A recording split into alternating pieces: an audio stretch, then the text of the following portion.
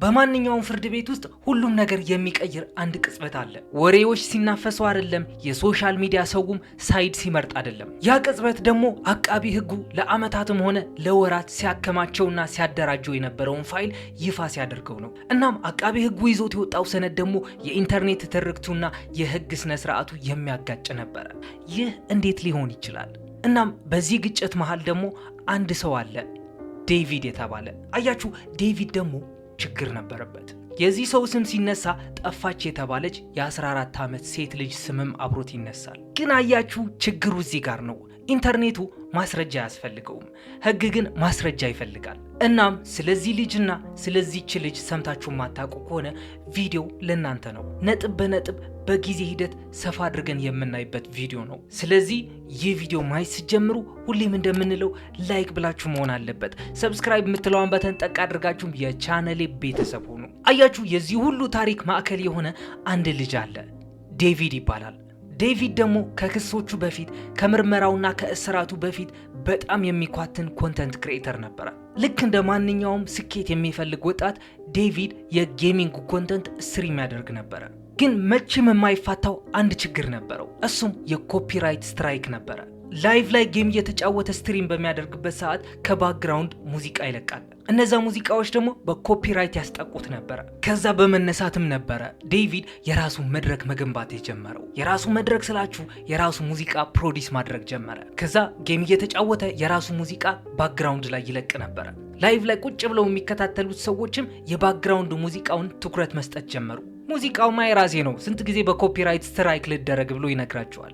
እነሱም ትችላለህ ይሉታል። ከዛ በመነሳት ነበረ ዴቪድ ሞቲቬትድ ሆኖ የራሱ ሙዚቃዎች ሚኒማል በሆነ መንገድ ወይም ቀለል ባለ መንገድ ፕሮዲስ ማድረግ የጀመረው። ከዛ በኋላ ነበረ ሮማንቲክ ሆሚሳይድ የተሰኘችው ሙዚቃው ሪሊዝ ያደረገው። ያ ሙዚቃው ደግሞ ተቀባይነት ብቻ አይደለም ያገኘው፣ እንደ እሳተ ገሞራ ነበር የፈነዳው። ቲክቶክ ለእንደዚህ አይነት አርቲስቶች ምን ያክል ሳፖርት እንደሚሰጥ ታውቃላችሁ? አንድ ሙዚቃ በጣም ቫይራል ሲወጣ በቲክቶክ ነው። ከዛ ነው ሙሉ ሙዚቃውን ለማድመጥ ሰው ወደ ዩቲዩብ የሚያቀናው። እናም ዴቪድ ራሱ በሚሰራቸው ሙዚቃዎች ዝናን እየገነባ መጣ። ነገር ግን ከነዚህ ውስጥ አንዳቸውም ስለሚመጣው አስከፊ ነገር ምንም አይነት ጥቆማ አይሰጡም። እስከ መስከረም 2025 ድረስ ፖሊስ አንድ መግለጫ ሰጠ። እናም ሁሉም ነገር ተቀየረ። በዴቪድ መኪና ውስጥ አንድ አስከሬን ተገኘ። ይህንን ጉዳይ ዝም ብላችሁ ለአፍታ አስቡት። ሬሳው ተገኘ የተባለው ቴስላ በተባለችው የዴቪድ መኪና ውስጥ ነበረ። የእሱ አድናቂዎች ከሆናችሁ ምላሻችሁ ምንድን ነው የሚሆነው?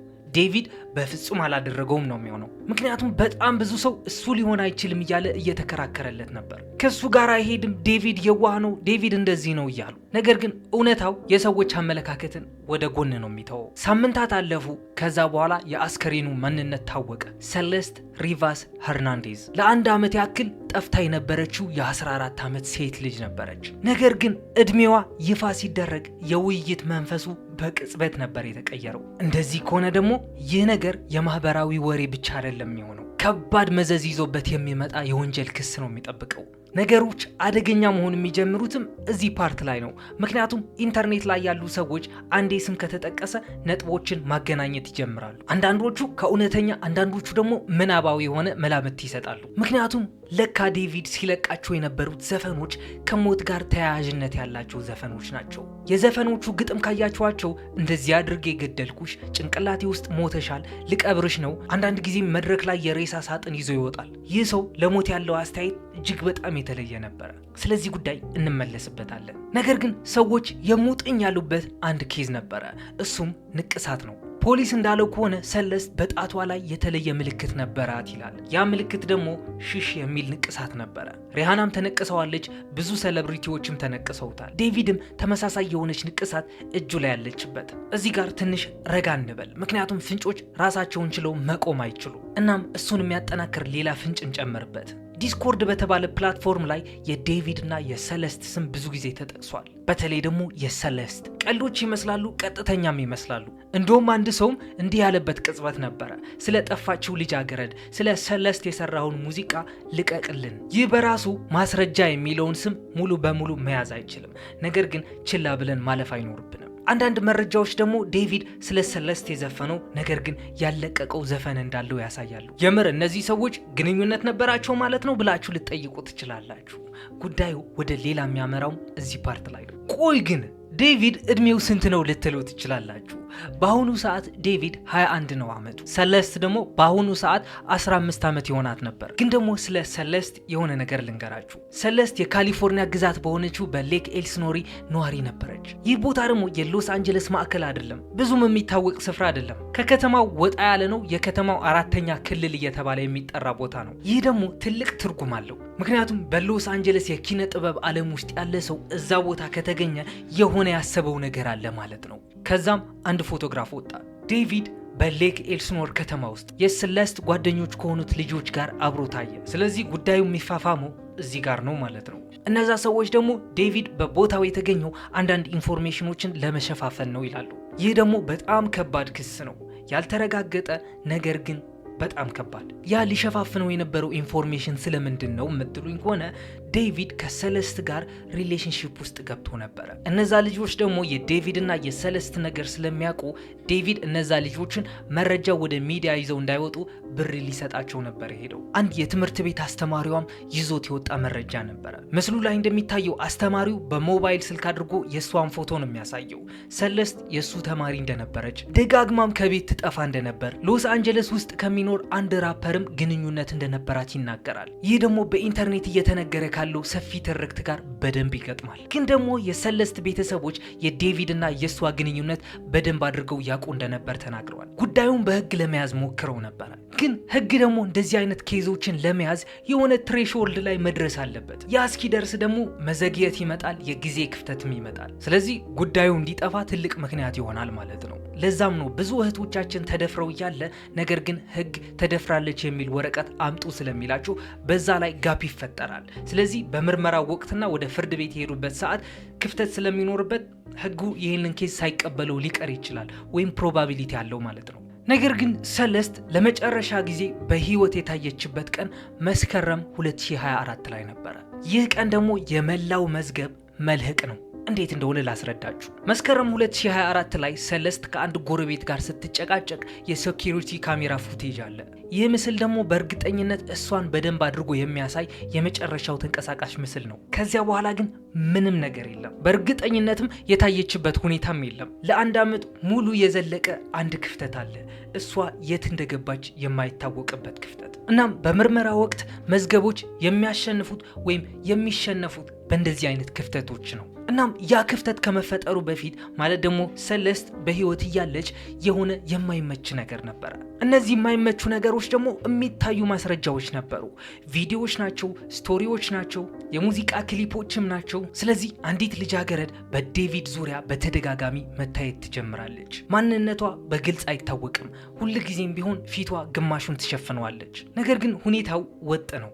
ተመሳሳይ አይነት ባህሪ ያላት፣ ተመሳሳይ አለባበስ፣ ተመሳሳይ መልክም አላት። እናም ከሁሉም በላይ ደግሞ ንቅሳት አላት። ይሄ ሹሽ የሚለውን ንቅሳት አይደለም፣ ስለሱ የሚታወቅ ነገር የለም። ነገር ግን ዴቪድ የሚል ንቅሳት ጣቷ ላይ እንዳለ ፎቶ ያሳያል። ስለዚህ እዚህ ጋር ነው የሬሳው የምርመራ እውነታ በደንብ ግልጽ የሚሆንልን። እንደተባለው ከሆነ አስከሬኑ የነበረበት ሁኔታ ሁሉንም ነገር ለይቶ ለማወቅ በጣም አስቸጋሪ ነበረ።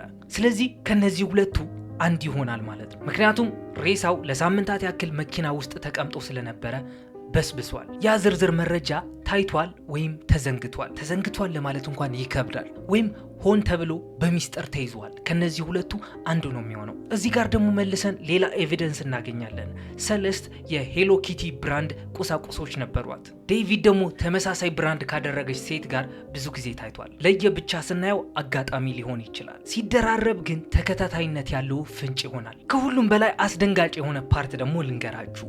ላይቭ ስትሪም ነበረ። እዛ ላይቭ ስትሪም ሰለስት ትሁን አትሁን በእርግጥ ግን ሰለስት የምትመስል ልጅ አለች። እዛ ምስል ላይ ያለች ሴት ድምጿ ከሰለስት ጋር ይመሳሰላል። እኔ በወገኔ 80% ሰለስት ናት እላለሁ። እናም እዛ ላይቭ ስትሪም ላይ ዴቪድ የሆነ ጥያቄ ይጠይቃታል። እሷ የመለሰችው መልስ ደግሞ ከባድ ክሶች ሊያስነሱ የሚችሉ ነገር ነበር የተናገረችው። ዴቪድ ወዲያውኑ ደነገጠ። ድንጋጤው ለመደበቅ ግን እየሳቀ ላይቭ ስትሪሙን አጠፋው። እርሱት እያለ እናም ሰዎች ይህንን ኬዝ ትኩረት እንዲሰጡት ያደረገው ይህ ላይቭ ስትሪም ነበር። እናም ከዚህች ላይቭ ስትሪም በኋላ ነበረ ይህ የአንድ ዓመት ጋብ የተፈጠረው ከመስከረም 2024 እስከ መስከረም 2025። በወንጀል ምርመራው ውስጥ ደግሞ ጫናው የሚበረታው እዚህ ፓርት ላይ ነው። ምክንያቱም ያንን የጠፋ ዓመት ወይም ይሄ ጋብ የ1 ዓመት ጋብ መቆጣጠር የቻለ ሰው ሁሉንም ነገር ይቆጣጠራል። ሁሉንም ነገር ስላችሁ መዝገቡን በሙሉ ተቆጣጠረው ማለት ነው። ግን ደግሞ መልሶ ይህን ኬዝ በጣም አወዛጋቢ እንዲሆን ያደረገው ነገር አንድ ክስተት ነበረ። ነገሮች ግልጽና ቀጥተኛ ይመስሉ በነበረበት ሰዓት ሁኔታው ተቀየረ። ወደ ምስሉ ሌላ ሴት መጣች። ይህች ሴት ደግሞ ከሰለስት ጋር ተመሳሳይ ስም ነው ያላት። እሷም ሰለስት ነው የምትባለው። መልካቸውም አንድ አይነት ነው። በተመሳሳይ ሁኔታም ለዴቪድ በጣም ቅርብ የሆነች ሰው ነበረች። ግን ደግሞ ከዛችኛዋ ሰለስት በእድሜ ትበልጣለች። 22 ኦር 23 ይሆናታል። የተረጋገጠ ማንነቷ ሰለስት ሄሬራ ይባላል። ይህች ልጅ ወደ ምስሉ በመምጣቷ ሁሉንም ነገር ዝብርቅርቅ ያደርገዋል። ምክንያቱም የተከሳሽ ወይም የዴቪድ ጠበቆች ብዙ የመከላከያ አማራጮች ተሰጧቸው ማለት ነው። አያችሁ፣ አንደኛው የማንነት ስህተት ነው። ሁለተኛው ደግሞ የታይምላይን ወይም የጊዜ ሰሌዳ መዘባረቅ ነው። ሶስተኛው ደግሞ ተመሳሳይ ስም ያላቸው ነገር ግን የተለያዩ ግለሰቦች መኖራቸው ነው። እናም እዚህ ፓርት ላይም ነው ከኢንተርኔት መላምቶች ወይም ግምቶች ወደ ፍርድ ቤት እውነታዎች የምንሸጋገረው። ዴቪድ ባሳለፍነው ሳምንት ማለት ደግሞ በአፕሪል 16 2026 ላይ በቁጥጥር ስር ውሏል። ዴቪድ የተከሰሰበት ኬዝ ደግሞ በጣም አስጨናቂ ነው። ያቺ 14 ዓመቷ ሰለስትን ገድለሃል የሚል ክስ ቀርቦበታል። እናም በቁጥጥር ስር በዋለበት ሰዓትም ስልክ ውስጥ የተገኘው ነገር እጅግ በጣም ዘግናኝ ነው። እሱም የህፃናት የወሲብ ፊልም ነው። ስለዚህ እሱን ነገር ከሰለስት ጋር የሚያይዝ ሌላ የኢንተርኔት መላምትም እየወጣ ይገኛል። ዴቪድ ደግሞ በዚህ ሰዓት ዝም አላለም። ከፍተኛ ዝና ያለውን ጠበቃ ቀጠረ። ይህ ደግሞ ሁሉንም ነገር ይቀይረዋል። ምክንያቱም አሁን እያንዳንዱ አለመጣጣም ወደ መከራከሪያ ነጥብ ይቀየራል ማለት ነው። ይህ የጎደለውን ዝርዝር ወይም የታይም ጋፑን በጣም ጥርጣሬ ይፈጥራል። ነገር ግን ዴቪድ ሊያቀርባቸው የሚችሉ የመከላከያ ነጥቦችም አሉት። እነሱም ሰለስትን ያውቃት ነበረ፣ ነገር ግን እድሜዋን አያውቅም ነበር። ግንኙነታቸው ያቋረጠው መስከረም 2024 ላይ ነበረ። ከዛ ሰዓት በኋላ እሷም ጠፋች፣ እሱም ደግሞ አላያትም። የእሷ ሬሳ እሱ መኪና ውስጥ ይገኘ እንጂ ነገር ግን ይህ የተደረገው ሆን ተብሎ ወይም ዴቪድ ፍሬም ተደርጎ ነው የሚል መከላከያ ነጥቦችን ሊያቀርብ ይችላል። ኦፍኮርስ ዴቪድ ከዚህ በፊት መኪናው እንደጠፋችበት እንደተሰረቀችበት ለፖሊስ ሪፖርት አቅርቦ ነበረ። ግን እነዚህ ሁሉ የመከላከያ ነጥቦች እውነት መሆን አይጠበቅባቸውም። ግን ደግሞ የሰለስት ሬሳ የተገኘው ቴስላ በተባለችው መኪና ውስጥ ነው፣ ከኋላኛው ኮፈን። ቴስላ መኪናዎች ደግሞ በየጊዜው ቪዲዮ እየቀረጹ ፋይል ይመዘግባሉ። እያንዳንዱ እንቅስቃሴያቸውን በጂፒኤስ ይመዘግቡታል። ስለዚህ የቴስላው መረጃ አለ ወይም ሆን ተብሎ እንዲቋረጥ ተደርጓል። የቴስላው ማስረጃ ካለ ዴቪድ ለመክሰስ በጣም ይመቻል። የቪዲዮ ካሜራዎቹና ጂፒኤሶቹ እንዲቋረጡ ከተደረገ ደግሞ መልሶ ሌላ ክስ ይጠብቀዋል። ግን ደግሞ ከሳሽ እጁ ላይ ያሉት መረጃዎች ምን ያክል እንደሆኑ ስትሰሙ በጣም ትገረማላችሁ። 40 ቴራባይት ፋይሎች እጁ ላይ ይገኛሉ። ይህ የ40 ቴራባይት አርካይቭ ቀለል አድርጋችሁ እንዳታዩት፣ ከባድ ነው። ከስልክ የተውጣጡ መረጃዎች ናቸው። በጽሁፍ የተላላኳቸው መረጃዎችም ይይዛሉ። የጂፒኤስ ሎኬሽን መረጃዎችም ይይዛሉ። የመልቲሚዲያ ፋይሎች፣ የሴኩሪቲ ካሜራ ቪዲዮዎች፣ ከክላውድ የወረዱ መረጃዎችም ይይዛሉ። ምክንያቱም ይህ ኬዝ ለ7 ወራት የተካሄደ ምርመራ ነው። ነገር ግን ለ7 ወራት ምን ሲያደርግ ነበረ ዴቪድ? ፖሊሶቹስ ለምን አላሰሩትም ልትሉ ትችላላችሁ። ምክንያቱም አቃቢ ህግ ራሱን በቀላሉ የሚሸነፍበት ፖይንት ላይ መቆም አልፈለገም። መረጃ ማሰባሰብ ነበረበት። ግን ደግሞ ትንሽ ወደ ኋላ እንመለስና ቅድም የነገርኳችሁን ነገር መልሰን ሜንሽን እናድርገው። እነዛ በስልክ ውስጥ የተገኙት መዓት የህፃናት የወሲብ ፊልሞች፣ ይህ ራሱ የቻለ እጅግ በጣም ከባድና በፌዴራል ህግ የሚያስቀጣ ወንጀል ነው። አቃቢ ህግ ደግሞ እንደዚህ አይነት ማስረጃ ሲያገኝ በቀላሉ አይተውም። ከዛ በተጨማሪም የተገኘው የሰለስት ሬሳ በጣም በስብሷል። በብዙ ቦታዎችም ተቆራርጦ ነበረ። ነገር ግን የሞት መንስኤው ምን እንደሆነ እስካሁን ድረስ አልደረሱበትም። ነገር ግን የምርመራው ውጤት እንደሚያመላክተው በጩቤ ተወግታ ትራውማ እንደደረሰባት ነው። አንድ ወሳኝ የሆነ ቦታ ላይ እንኳን ወይም ለምሳሌ ሳምባዋ አካባቢ በጩቤ ከተወጋች ሳምባዋ ውስጥ ደም ይገባል፣ ትታፈናለች፣ ትሞታለች። ስለዚህ ብዙ ጊዜ የመወጋት ወይም የመቆራረጥ ኬዝ ላንፈልግ እንችላለን። ግን አሁንም ትንሽ ወደ ኋላ ልመልሳችሁና ዴቪድ ከዚህ በፊት የሰራው ሪሃብ የተባለ የአኒሜሽን ሙዚክ ቪዲዮ ነበረ። እዚህኛው የሙዚቃ ቪዲዮ ያለችው ካራክተር ደግሞ ሰለስትን ትመስላለች። ይቺ ካራክተር ብዙ ጥቃቶችን ይደርሷታል። በጮቤ መወጋት ማለት ደግሞ ከወገብ በላይ በጮቤ ትወጋለች፣ ትቆረጣለች። ነገር ግን እንደዚሁ አይነት ንጽጽር በፍርድ ቤት እንደ ማስረጃ ሊቀርብ አይችልም። ግን ዴቪድ በጭንቅላት ውስጥ ምን እየተካሄደ እንደነበረ ከሙዚቃ ቪዲዮቹን መረዳት እንችላለን፣ ከግጥሞቹም መረዳት እንችላለን። እናም እስካሁን ድረስ የለፈለፍኩትን ነገር ከተመቻችሁ ኦፍኮርስ ይመቻችኋል። ይህ በእናንተ ጥያቄ መሰረት የቀረበ ቪዲዮ ነው። በውስጥ እንዳናገራችሁን የዴቪድ እና የሰለስት ቪዲዮ ስራልን ባላችሁኝ መሰረት ነው የሰራሁት። እናም ቀጣይ ደግሞ ባበደ ስቶሪ እስክንገናኝ ድረስ ሰላማችሁን ያብዛልኝ። ሰብስክራይብ እና ላይክ ማድረግ እንዳረሱ ይመኝ